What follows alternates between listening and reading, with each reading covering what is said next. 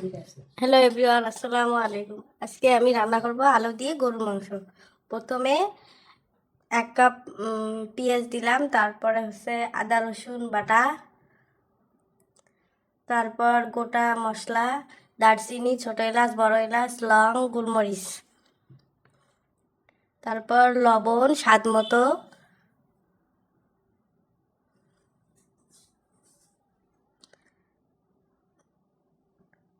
তারপরে হচ্ছে হলুদের গুঁড়া,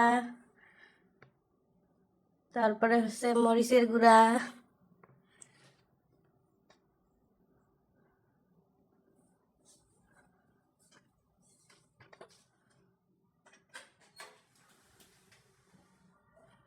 পরিমাণ মতো তেল,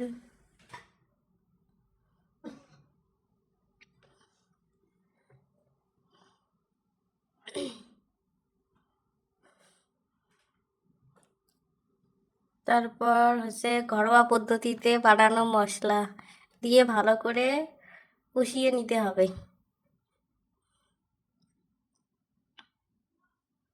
নেড়ে চেড়ে ভালো করে কষিয়ে নিতে হবে।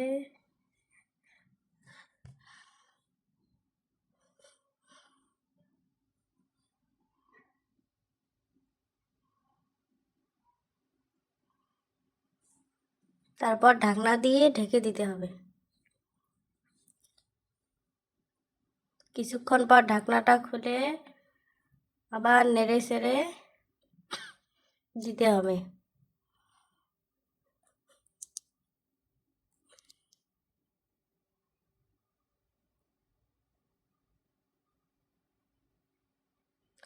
তারপর 1 কাপ মতো পানি দিতে হবে।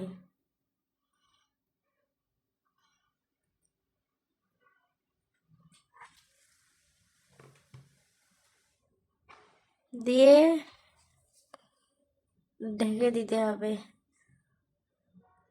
আবার তারপর ঢাকনা খুলে মাঝে আমি আলু দিছি, ওটা দেখাইতে ভুলে গেছি। তারপর হচ্ছে ভালো করে কষিয়ে আলু দিয়ে কষিয়ে রান্না করতে হবে।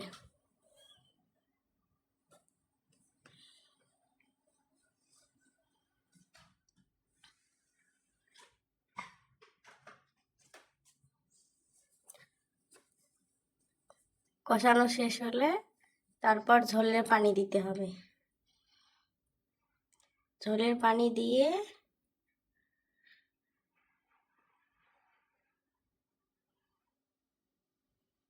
আবার ঢেকে দিতে হবে।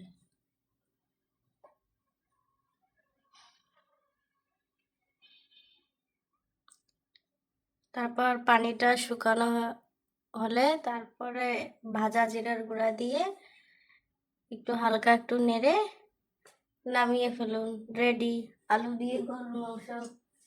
ভালো লাগলে লাইক অ্যান্ড সাবস্ক্রাইব এবং শেয়ার করবেন।